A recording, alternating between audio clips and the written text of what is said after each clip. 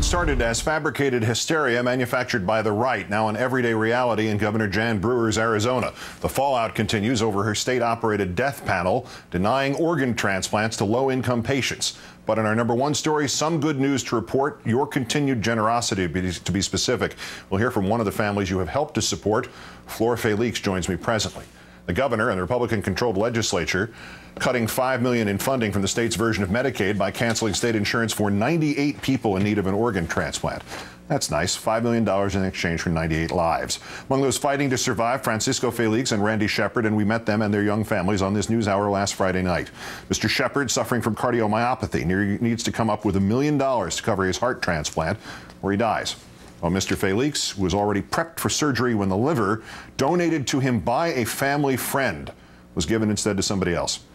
If there is any hint of hope to be found in this story, it is your incredible support and generosity.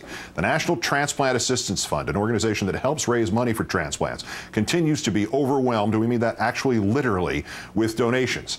$56,000 donated on behalf of these two men on Friday and Saturday alone. They're still counting the last 2 days. One donor, Linda M. of St. Louis, Missouri, wrote in on Mr. Shepard's online guest book. I was so moved by your and the Felix family's story that was presented by Keith on Coundown that I felt I had to do something to help. I'm not a rich person, but I have much to be thankful for, especially my own personal good health and good health insurance. I pray every day that every American will be able to say the same soon. You can donate to the Francisco Felix Fund or the Randy Shepard Fund or both or anyone else's at that address, ntafund.org. Joining me now again, as promised, Flor Felix, whose husband Francisco was denied money for a liver transplant by the state of Arizona. Thanks again for some of your time tonight, Mrs. Felix. Hi, thank you. How is your husband doing tonight? He's doing better than the last days.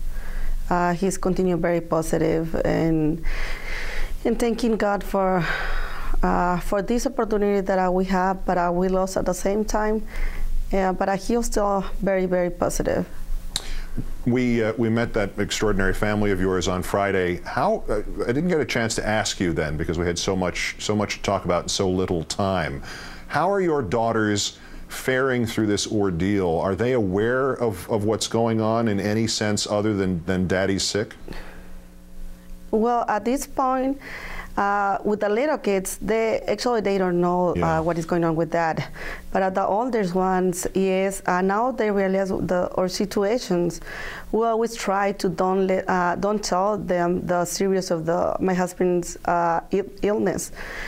But Carmen, who is the biggest one, he's very disappointed with all this, and she wants to help her dad. It's very hard for her. But at this point, they know the situation. And obviously, it's very hard for you too. And in ways, probably the people who are watching don't know. You work full time and you go to school full time, and then there's this. How are you holding up? With the support, my family is very supportive.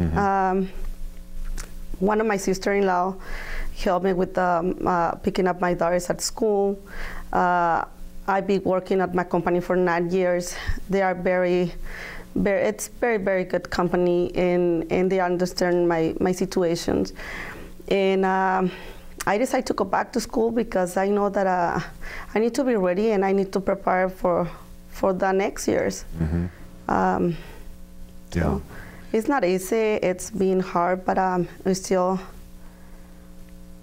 There are lots of people in this country who obviously don't agree with what the state of Arizona has done, and that's shown by the support for you and your family through the donations or through the words of encouragement. You're on the show right now. What would you like to say to those people who reached out and helped? I want to thank everyone. Because there's a lot of people who are being supporting us.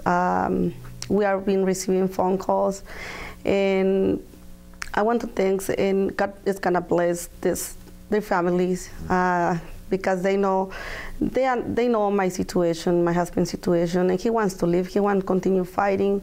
He always say that God sent this opportunity to him, and if it was a human mistake, God is gonna send another opportunity to him.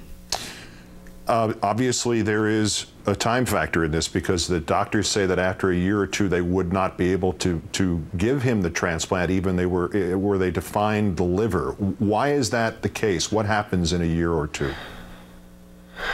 We don't know what is going to happen. Yeah.